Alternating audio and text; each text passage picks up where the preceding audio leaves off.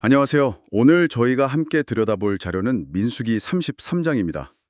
이 장은 마치 한 편의 영화처럼 구성되어 있어요. 전반부는 이스라엘 백성이 40년 동안 광야를 헤맸던 여정을 아주 빠르게 되갚는 회상 장면 같고요. 후반부는 그들에게 주어진 거의 불가능해 보이는 미션에 대한 내용입니다. 네, 맞습니다. 그리고 이 이야기의 핵심은 바로 이것입니다. 과거의 여정을 제대로, 있는 그대로 기억하지 못하면 앞으로 주어질 미션은 반드시 실패한다. 과거의 기억이 미래의 순종을 위한 열쇠가 되는 셈이죠. 흥미롭네요. 단순히 옛날에 이런 일이 있었지 하고 추억하는 걸 넘어서 그 기억이 앞으로의 생존과 직결된다는 거군요. 좋습니다. 그럼 이 40년간의 긴 여행일지 속에 어떤 비밀이 숨겨져 있는지, 그리고 그것이 왜 미래를 향한 그토록 단호한 명령의 근거가 되는지 지금부터 깊이 파헤쳐보겠습니다. 자, 1절부터 49절까지는 정말 숨가쁘게 지명들이 나열됩니다. 어디서 출발해서 어디에 진을 쳤다, 또 떠나서 어디에 진을 쳤다. 이게 무려 42번이나 반복돼요. 사실 좀 지루하게 느껴질 수도 있는데 하나님은 왜 모세에게 이 모든 여정을 일일이 기록하라고 명령하셨을까요? 아주 중요한 포인트입니다. 민수기 33장 2절을 보면 모세가 여호와의 명령대로 이 여정을 기록했다고 분명히 말하거든요. 여기에는 적어도 두 가지 중요한 목적이 있었을 겁니다. 첫째는 물론 40년이라는 긴 시간 동안 먹이시고 입히시며 신실하게 인도하신 하나님을 잊지 말라는 거죠. 일종의 감사일기 같은 거네요. 하지만 목록을 보면 감사한 일만 있었던 건 아니잖아요. 실패하고 벌받았던 장소의 이름도 그대로 다 들어있고요. 바로 그게 두 번째 목적과 연결됩니다. 다음 세대를 위한 교훈이죠. 우리가 여기서 이런 실수를 했으니 너희는 절대 반복하지 마라. 이건 성공의 기록이 아니라 성공과 실패가 모두 담긴 오답노트에 더 가깝습니다. 자신들의 수치스러운 역사까지도 정직하게 기록해서 후손에게 넘겨준 거예요. 오답노트라는 표현이 와닿네요. 보통 역사는 승리한 쪽에서 미화해서 기록하기 마련인데 이건 전혀 그렇지 않군요. 특히 그 여정의 시작, 그러니까 애굽을 떠나는 장면 묘사가 아주 인상적이에요. 3절을 보면 애굽 모든 사람의 목전에서 큰 권능으로 나왔다고 하거든요. 야반도주한 게 아니었어요. 맞습니다. 이건 완전한 승리 선언이었죠. 당시 애굽은 장자를 잃은 슬픔과 충격으로 이스라엘을 막을 생각조차 못했습니다. 심지어 하나님이 애굽의 신들에게도 벌을 내리셨다고 해요. 아, 신들에게도요? 네, 이건 단순한 민족의 해방을 넘어 애굽의 신들에 대한 여호와 하나님의 완전한 승리를 만천하에 공개한 사건입니다. 너희가 믿던 신들은 가짜였고 내가 진짜 신이다를 보여주신 거죠. 이 기약이 앞으로 가나안의 수많은 우상과 싸워야 할 이스라엘에게 얼마나 큰 용기가 되었을까요? 그러네요. 우리가 섬기는 하나님은 애굽의 신들도 이긴 분이야 라는 자부심이 있었겠어요. 그런데 그 여정을 보면 또 한 가지 의아한 점이 있어요. 길이 굉장히 비효율적이에요. 거의 미로 속을 헤매는 것처럼 앞으로 갔다 뒤로 갔다 옆으로 갔다. 그냥 직선으로 가면 훨씬 빨랐을 텐데요. 인간의 눈으로 보면 그렇죠. 하지만 그들은 언제나 구름 기둥과 불 기둥의 인도를 따랐습니다. 당사자들은 답답했을 수 있어요. 왜 또 이쪽으로 가라는 거지? 싶었겠죠. 하지만 이건 40년에 걸친 훈련이었던 겁니다. 너희의 생각과 내비게이션을 끄고 오직 나의 인도만 따르는 법을 배우는 훈련이요. 아, 곧 이어 나올 상식적으로는 이해하기 힘든 명령에 순종하게 하기 위한 사전 훈련이었군요.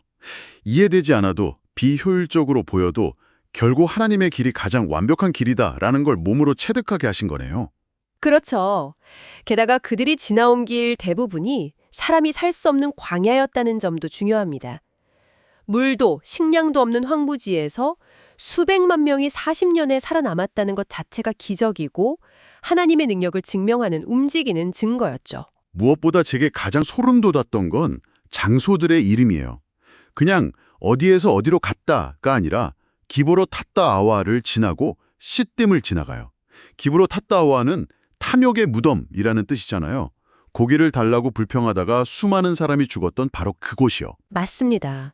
의도적으로 그들의 실패 기록과 수치의 현장을 다시 밟게 하시는 것 같아요.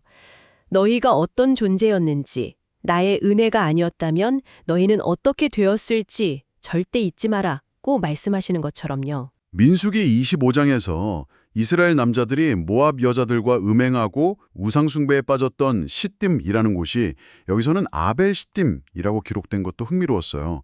아벨이라는 단어에 애곡하다, 슬퍼하다라는 뜻이 담겨 있다면서요. 네, 아마도 그들이 끔찍한 죄를 짓고 하나님의 심판을 받은 뒤에 그곳에서 자신들의 죄를 크게 슬퍼하며 회개했던 것을 기념하기 위해 붙여진 이름일 겁니다.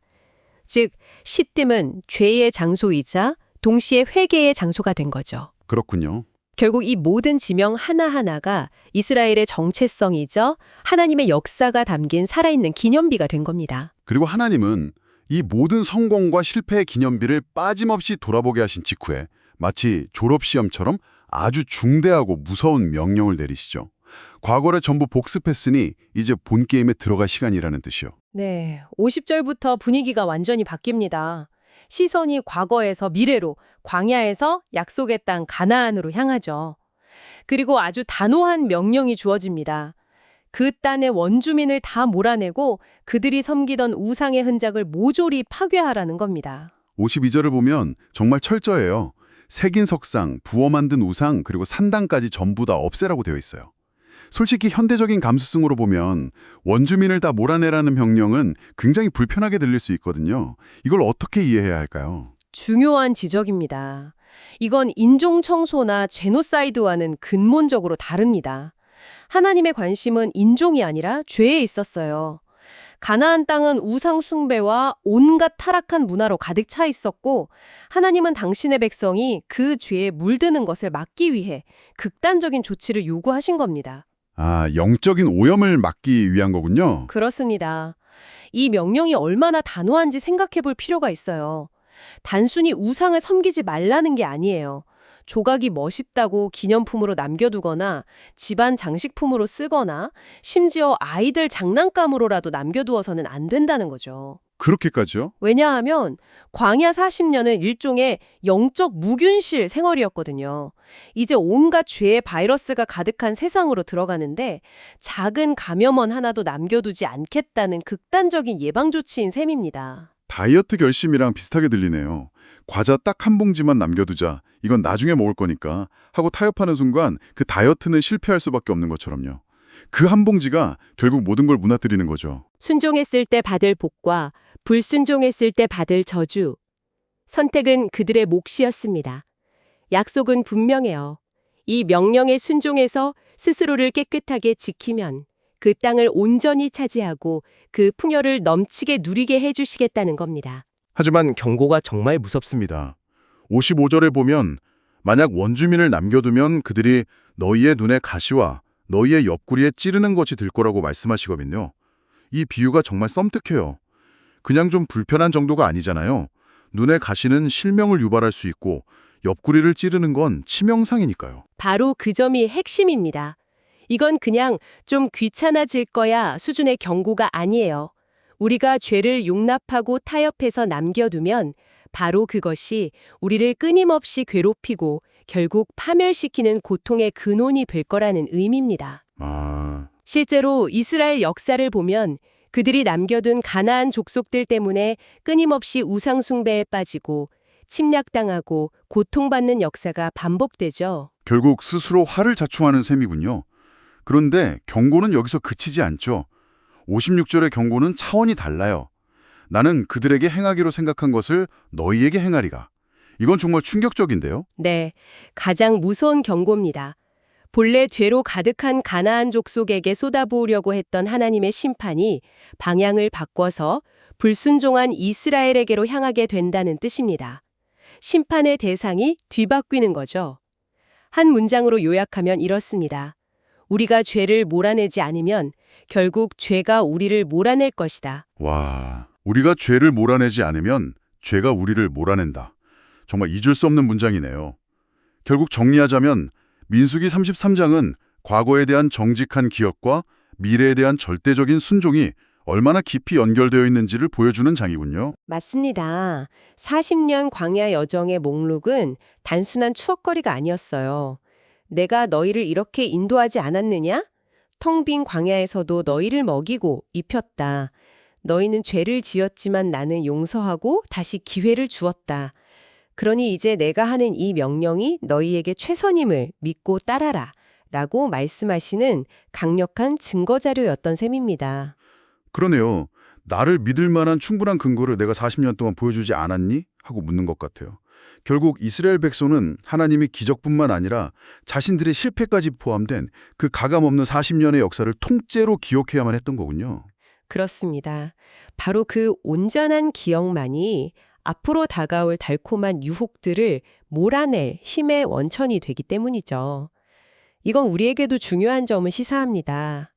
만약 우리가 과거를 입막대로 편집하거나 좋았던 기억만 남기고 실패의 기억은 지워버린다면 미래의 도전과 유혹 앞에서 제대로 맞설 수 없다는 겁니다. 아, 성공의 기억은 교만을, 실패의 기억은 겸손과 경각심을 주니까요.